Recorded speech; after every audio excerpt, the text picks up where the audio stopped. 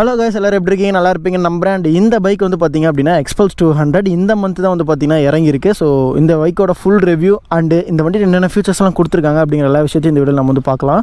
First of all Xpulse 200 பொறுத்த வரைக்கும் இன்றைக்கி மார்க்கெட்லேயே வந்து பார்த்திங்கன்னா ரொம்ப ட்ரெண்டிங்கில் இருக்கக்கூடிய ஒரு பைக்னே கண்டிப்பாக அந்த பைக் வந்து சொல்லலாம். ஏன்னா நிறைய பேர் வந்து பார்த்திங்கன்னா இந்த பைக் வந்து இப்போ விரும்பி எடுத்துகிட்டு இருக்காங்க. இதோட லுக்ஸ் அண்ட் இதோட கலர் கிராஃபிக்ஸ் எல்லாமே வந்து பார்த்திங்கன்னா அந்த அளவுக்கு எல்லா யங்ஸ்டர்ஸையும் வந்து பார்த்திங்கன்னா அட்ராக்ட் பண்ணிக்கிட்டு இருக்கு. என்னோட ஒரு ஃபியூச்சர் பைக் அண்ட் என்னோட ஒரு பர்சனல் ஃபேவரட்டான பைக்னே இந்த பைக் கண்டிப்பாக சொல்லிடலாம். அண்ட் எனக்கு ரொம்ப பிடிச்ச கலருங்க இந்த ஒயிட் அண்ட் ப்ளூ.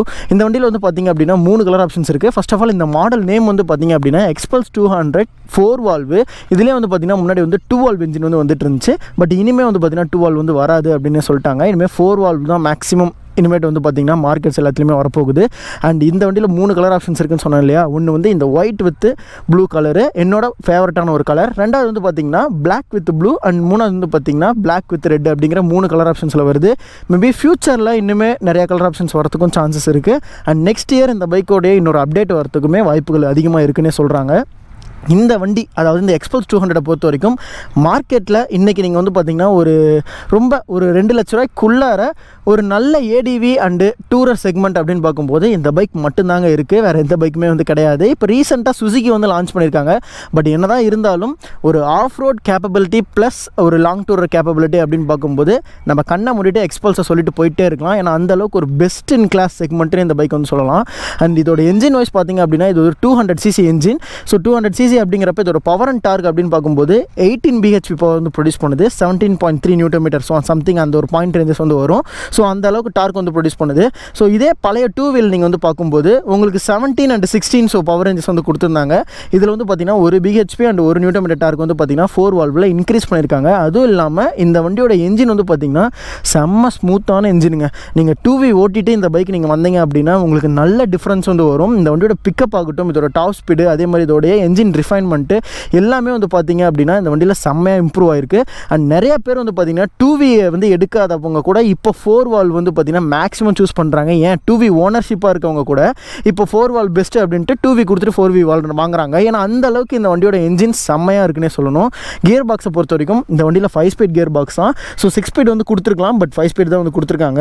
அண்ட் இந்த வண்டியில் ஒரு முக்கியமான அப்டேட் அப்படின்னு பார்க்கும்போது இந்த வண்டியோட ஆயில் கூலிங் ரேடியேட்டர், இதுக்கு முன்னாடி இந்த 2V மாடல்லையுமே ஆயில் கூலிங் ரேடியேட்டர் இருந்தது. பட் இதில் வந்து பார்த்திங்க அப்படின்னா ஒரு ஆயில் கூலிங் ரேடியேட்டரை கொஞ்சம் சைஸ் வந்து பெருசு பண்ணியிருக்காங்க. இவங்களே வந்து பார்த்திங்கன்னா ரேடியேட்டர் கார்டுமே வந்து கொடுத்துட்றாங்க. ஹிமாலயனை கம்பேர் பண்ணும்போது இந்த வண்டியோட ரேடியேட்டர் வந்து பார்த்திங்கன்னா பெரிய சைஸ், ஓகேங்களா. ஸோ இதோட ground clearance and ground clearance சொல்லணும் அப்படின்னா இந்த வண்டியை பொறுத்த வரைக்கும் ஒரு 220 mm கிரவுண்ட் கிளியரன்ஸு. நம்ம அட்வான்ஸர் 390 அண்ட் ராயல் என்ஃபீல்டு ஹிமாலயன் இந்த 2 பைக்ஸையும் கம்பேர் பண்ணும்போது இந்த வண்டியோட கிரவுண்ட் கிளியரன்ஸ் ரொம்பவே ஜாஸ்தி. அண்ட் இன்னொரு நல்ல விஷயம் என்னென்னா இந்த வண்டியில் சென்டர் ஸ்டாண்ட் நீங்கள் வந்து ஃபிட் பண்ணிக்கலாம். நிறைய பைக்கில் வந்து பார்த்திங்கன்னா மேண்டிடரியாக ஃபிட் பண்ண முடியாது. பட் இந்த வண்டியில் வந்து நீங்கள் ஷோரூம் எடுக்கும்போது வராது. நீங்கள் வேணும்னா சைட் ஸ்டாண்ட் சென்டர் ஸ்டாண்ட் வந்து பார்த்திங்கன்னா ஃபிட் பண்ணிக்கலாம். அந்த ஒரு ஆப்ஷன்ஸ் வந்து கொடுத்துருக்காங்க. இதோட வீல்ஸை பொறுத்த வரைக்கும் 21 inch அந்த ஒரு சைஸ் வீல் சைஸ் வந்து கொடுத்துருக்காங்க. 21 inches 90/90 செக்ஷன் வந்து கொடுத்துருக்காங்க.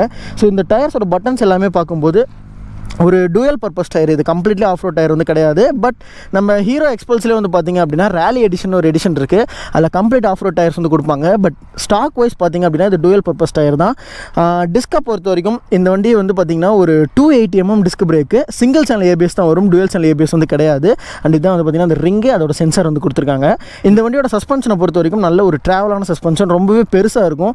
இந்த வண்டியோட ஃப்ரண்ட் பொசிஷன் எப்படி தெரியுமா இருக்கும்? ஸோ இந்த மாதிரி ஒரு ஆங்கிளில் வந்து இருக்கும். ஏன்னா அந்தளவுக்கு ஒரு பெரிய ஒரு டாலான ஒரு பைக் இந்த பைக்கு.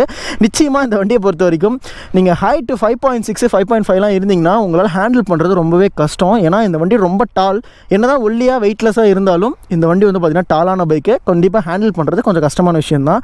எனக்கு தெரிஞ்சு ஒரு 200cc வந்து பார்த்திங்கன்னா கிக்கரோட வரக்கூடிய வண்டி இதுதாங்க. இது செம்ம ஒரு நல்ல ஆப்ஷன். எவ்வளோதான் நம்ம வண்டியில் வந்து பார்த்திங்க அப்படின்னா பேட்டரி செம்மையாக கொடுத்துருந்தாலும், ஸ்டார்டிங் பவர்லாம் சூப்பராக கொடுத்துருந்தாலும், நான் கோல்டு ஸ்டார்ட் அப்படிங்கிறப்ப கிக்கர் ரொம்பவே யூஸ்ஃபுல்லாக இருக்கும். நான் பர்சனலாக நிறைய அனுபவிச்சிருக்கேன். இது ஒரு நல்ல விஷயம். அண்ட் அதே மாதிரி இங்கே வந்து பார்த்திங்கன்னா ப்ரோக்ராம்டு ஃபியூல் இன்ஜெக்ஷன் வந்து கொடுத்துருக்காங்க. ஸோ ப்ரோக்ராம்டு ஃபியூல் இன்ஜெக்ஷன் அப்படிங்கிறப்ப நமக்கு உண்மையுமே ஒரு பெட்டரான ஒரு இன்ஜெக்ஷன் சிஸ்டம்னே சொல்லிட்டு போயிடலாம். பிரேக்ஸை பொறுத்த வரைக்கும் இந்த வண்டியில் முன்னாடி இருந்த மாடல் வந்து பார்த்திங்கன்னா கொஞ்சம் டிஃப்ரெண்ட்டாக இருக்கும். பட் இதில் வந்து டீத் செக்மெண்ட் மாதிரி கொடுத்துருக்காங்க. ஸோ இது நல்லா இருக்குது, ஓகேங்களா. எந்த ஒரு ரப்பர் யூனிட்டும் இல்லாமல் டீத் மட்டும் இருக்கும். ரியர் செக்மெண்ட் அப்படின்னு பார்க்குறப்ப இந்த வண்டியை பொறுத்த வரைக்கும் நமக்கு 120/80 செக்ஷன் டயர் வந்து வருது. 18 inch வீல் சைஸ், நல்ல ஒரு ப்ராடான டயரு. ஹிமாலயனில் 17 inches வந்து கொடுத்துருப்பாங்க. ஸோ இதோட டயர் செக்மெண்ட்ஸ் அப்படின்னு பார்க்குறப்ப நமக்கு இது டூயல் பர்பஸ் டயர் நான் சொல்லிட்டேன், செம்மையாக இருக்கும். உண்மையாலுமே இந்த வண்டியை பொறுத்த வரைக்கும் நீங்கள் டயர்ஸை குறை சொல்ல வாய்ப்பே இல்லை. ஏன்னா நல்ல ஒரு ஆஃப் ரோட் டயர்ஸ்லையும் சரி ஆன் ரோட் செக்மெண்ட்ஸ்லையும் ரெண்டுலேயுமே ஓரளவுக்கு பெட்டராக பர்ஃபார்ம் பண்ணக்கூடிய ஒரு டயர் தான் இது. டிஸ்க் பிரேக்கை பொறுத்த வரைக்கும் இது வந்து சிங்கிள் சேனல் ஏபிஎஸ்னு சொல்லிட்டேன். ஸோ ரியரில் எந்த ரிங் செட்டப்புமே கிடையாது. இது அதோட ஒரு ஸ்விங்காம் கிட்டத்தட்ட அலுமினியம் பெயிண்டிங் செட்டப்பில் கொடுத்துருக்காங்க. உண்மையுமே நல்ல ஒரு ஸ்விங்காங்க. ஏன்னா நீங்கள் வந்து எவ்வளோ தான் ஒரு ஆஃப் ரோட் செக்மெண்ட்டில் அடித்தாலும் செம்மையாக தாங்குது. நிறைய பேர் பயங்கரமாக டெஸ்ட் பண்ணுறாங்க. அந்தளவுக்கு ஒரு சூப்பரான ஒரு ஸ்விங்காம்னே சொல்லலாம். டயர்ஸை பொறுத்த வரைக்கும் இந்த டயர்ஸ் டியூப் டயர்ஸ் தான், டியூப்லெஸ் வந்து கிடையாது. அண்ட் நிறைய பேர் கன்வெர்ட் பண்ணுறாங்க. அதுக்கான மெத்தடுமே ஆப்ஷன்ஸ் இருக்குது. ஸோ பட் ஸ்டாக் வைஸ் பார்த்திங்கன்னா இது வந்து டியூப் டயர் தான். இண்டிகேட்டர்ஸ் 4மே வந்து பார்த்திங்கன்னா ஹேலஜன்ஸ். அண்டு இந்த ரியர் செக்மெண்ட் லைட் வந்து சேஞ்ச் பண்ணவே இல்லை. ஒரு எல்இடி செட்டப் தான் வந்து கொடுத்துருக்காங்க. உண்மையுமே நல்லா இருக்குது. ரியரில் வந்து பார்த்திங்கன்னா லக்கேஜ் கேரியர் வந்து கொடுத்துருக்காங்க. இது ஃபங்க்ஷனல் கிடையாது, பட் இருந்தாலும் ஹோல்ட் பண்ணுறதுக்கு செம்ம கிரிப்பான ஒரு ஸ்ட்ராங்கான சாலிட் பீஸ்.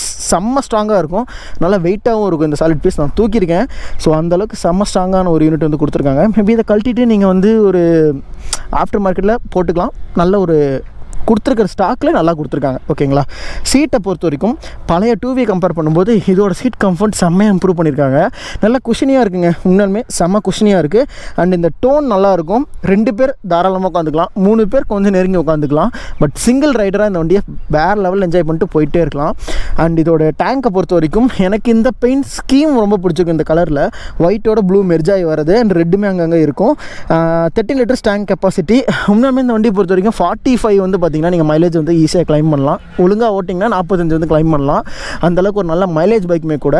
இதோடைய டிஃப்ரென்ஸ் வந்து பார்த்திங்கன்னா இதுக்கு முன்னாடி 2V மாடலை விட இந்த வண்டியில் வந்து பார்த்திங்கன்னா ஸோ இந்த செயின் ஸ்ப்ராக்கெட் இருக்குல்ல, இதோட சைஸ் டீத் வந்து பார்த்திங்கன்னா சைஸ் இன்க்ரீஸ் பண்ணியிருப்பாங்க. இதனால் உங்களுக்கு வந்து இனிஷியல் நல்லாயிருக்கும். அதே மாதிரி நமக்கு ஹைவேல போகும்போது பிக்கப்புமே பெட்டராக இருக்கும். ஸோ இது உண்மையுமே நீங்கள் நல்லா ஃபீல் பண்ணுவீங்க வண்டி ஓட்டும்போது. ஃப்ரண்ட் ஒரு லைட்ஸை பொறுத்த வரைக்கும் நமக்கு வந்து பார்த்திங்கன்னா ஃபுல் எல்இடிஸ் ப்ளஸ் 25% இதோட இலுமினேஷன்ஸ் இன்க்ரீஸ் பண்ணியிருக்காங்க 2V கம்பேர் பண்ணும்போது. உண்மையுமே நல்ல ஒரு யூனிட்னே சொல்லலாங்க. சூப்பராக இருக்கும். Round shape. என்னோட ஒரு தனிப்பட்ட கருத்து என்னென்னா, இன்னுமே இந்த டூம் சைஸ் வந்து பார்த்திங்கன்னா கொஞ்சம் இன்க்ரீஸ் பண்ணி வைசரை கொஞ்சம் டாலாக கொடுத்தாங்கன்னா இந்த வண்டியை அடிச்சுக்கிறதுக்கு வேறு வண்டியே கிடையாது. ஏன்னா இந்த செக்மெண்ட்டில் இது ஒன்று தான் குறை. லைட்டு கொஞ்சம் பவர் கம்மியாக இருக்குது, வைசர் ரொம்ப குட்டியாக இருக்குது. ஓகேங்களா. இது 2 மட்டும் அவங்க சரி பண்ணிட்டாங்க அப்படின்னா பெஸ்ட் இன் கிளாஸ்ன்னு சொல்லிட்டு போயிட்டே இருக்கலாம் அந்த வண்டியை. ஸோ நான் உங்களுக்கு ஏறி உட்காந்து காட்டுறேன். வண்டியோட ஹைட்டை பொறுத்த வரைக்கும் சீட் ஹைட் வந்து 835 mm. ஸோ 835 mm அப்படிங்கிறப்ப உங்களுக்கு 5'9" கண்டிப்பாக இருக்கணும் ஹைட்டு. அதுக்கு மேலே இருந்தால் தான் உங்களுக்கு கால் எட்டும். இல்லைனாலும் இந்த வண்டியை ஹேண்டில் பண்ணலாம். 5'6", 5'5" இருக்கவங்க கூட ஹேண்டில் பண்ணுறாங்க. பட் என்ன தான் இருந்தாலும் உங்களுக்கு சம் பிளேஸஸில் இஷ்யூ இருக்கக்கூடாது அப்படின்னா நீங்கள் 5'9" மேலே ஹைட் இருந்தால் போதும். என்னோடய ஹைட் ஆல்மோஸ்ட் நான் 5'10" to 5'11" இருப்பேன். என் கால் ரெண்டுமே வந்து பார்த்திங்கன்னா ஃப்ளாட்டாக இருக்குது கீழே. ஏன்னா வண்டி ரொம்ப ஒல்லியான வண்டி. ஸோ உங்களுக்கு ஈஸியாகவே கால் எட்டும். எனக்கு வந்து பக்காவாக இருக்குது இந்த பைக்கு. அண்ட் ஃப்ரண்ட்டை பொறுத்த வரைக்கும் ஃபுல்லி டிஜிட்டல் கன்சோல் மீட்டர். இதில் எந்த சேஞ்சஸுமே கிடையாது. RPM meter, speedometer, gear indications, odo, trip 1 trip 2 இருக்குது. அண்ட் சைடில் வந்து பார்த்திங்கன்னா ப்ளூடூத் பேரிங் சிஸ்டமும் இருக்குது. 10/10 நேவிகேஷன்ஸ் இருக்கும். ஆவரேஜ் கிலோமீட்டர் பர் ஹவர் எவ்வளோன்னு காட்டும். அதே மாதிரி டிஸ்டன்ஸ் டு எம்டி அந்த ஒரு ஆப்ஷன்ஸுமே இந்த வண்டியில் வந்து இருக்குது. ஈகோ மோட் இருக்குது, ப்ளூடூத் பேரிங் மோடு இருக்குது. ஸோ இது எல்லா விஷயங்களுமே இங்கே வந்து கொடுத்துருக்காங்க. தென் ஃபங்க்ஷன்ஸ்னு பார்க்கும்போது உங்களுக்கு same neutral, high beam, ABS அந்த ஒரு விஷயங்கள் எல்லாமே காமனாக கொடுத்துருக்காங்க. நான் சொன்னேன் இல்லையா வைசரு, இதை விட இந்த அளவுக்கு ஒரு வைசர் வந்து கொடுத்துருந்தாங்க. அண்ட் நேரோவாக இருந்துச்சுன்னா பயங்கரமான வின் ப்ரொடெக்ஷன் இருக்கும். பட் இப்போ வந்து பார்த்திங்கன்னா இது வந்து ஒரு எனக்கு தெரிஞ்சு ஒரு 80-90 வரைக்கும் ஓகே. அதுக்கு மேலே போனீங்கன்னா கண்டிப்பாக வின் பிளாஸ்ட் இருக்கும். ஏன் 80-90லே வின் பிளாஸ்ட் இருக்கும். அண்ட் சுவிட்சஸோட டைப்ஸ் எல்லாமே வந்து பார்த்திங்கன்னா இது வந்து சேஞ்ச் பண்ணிட்டாங்க நண்பா. இதுக்கு பழைய மாடலில் வந்து பார்த்திங்கன்னா ஒரு மாதிரி டிஃப்ரெண்ட் யூனிட்டாக இருக்கும். பட் இப்போ வந்து என்ஜின் கில் ஸ்விட்ச், ஆன் ஸ்விட்ச், தென் பவர் ஸ்டார்ட் பட்டன். ஸ்டார்ட் பண்ணிடலாம்.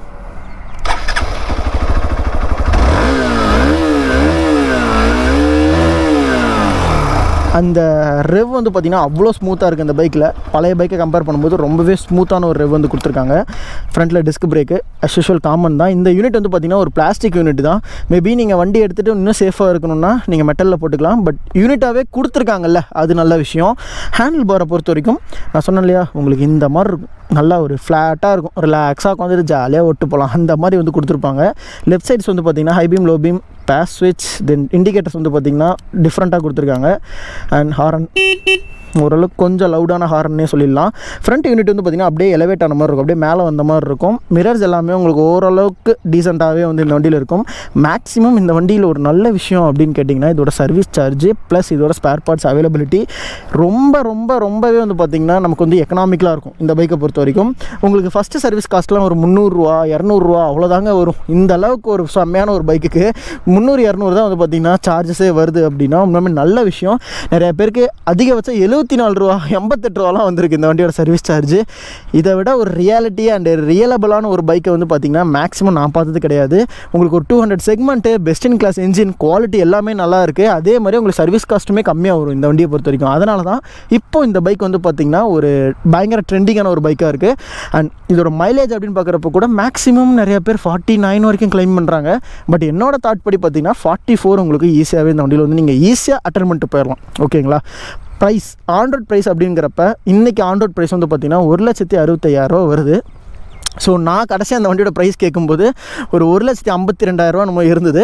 ஸோ 1 மந்த் ஆர் 2 மந்த் நினைக்கிறேன். இந்த 2 மந்த் கேப்பில் இந்த பைக்கில் 10,000 இன்க்ரீஸ் பண்ணியிருக்காங்க. ஸோ இந்த மாதிரி நிறைய இந்த வண்டியோட ப்ரைஸ் வந்து பார்த்திங்கன்னா இன்க்ரீஸ் ஆகிட்டே தான் இருக்கும். மேக்ஸிமம் 4V வாங்கணும்னு நினச்சிங்க அப்படின்னா சீக்கிரமாக போய் வாங்கிடுங்க. ஏன்னா இதுக்கப்புறமேட்டு ப்ரைஸஸ் வந்து பார்த்திங்கன்னா ரொம்பவே இன்க்ரீஸ் ஆக போகுது அப்படின்னு சொல்கிறாங்க. ஸோ பார்ப்போம், நான் எடுக்கும்போது பைக்கோட ப்ரைஸ் என்ன ரேஞ்ச் இருக்குன்னு தெரியல.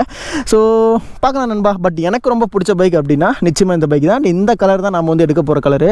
அண்ட் இப்போ எடுக்க மாட்டோம், மேபி ஒரு டைம் ஆகலாம். ஸோ எப்போ நான் வந்து அப்டேட் பண்ணுறேன். நம்ம சேனலுக்கு வரக்கூடிய எல்லா வீடியோஸுமே நீங்கள் வந்து சப்ஸ்கிரைப் பண்ணி சப்போர்ட் பண்ணுங்கள். ஏன்னா மேக்ஸிமம் அதுக்கு ஷேர் பண்ணுங்கள். நிறைய வீடியோஸ் இனிமேல் தொடர்ந்து வந்துட்டு தான் இருக்கும். டெய்லியும் ஒரு வீடியோ வந்துட்டு இருக்கும். ஸோ கவலையே பட வேண்டாம்.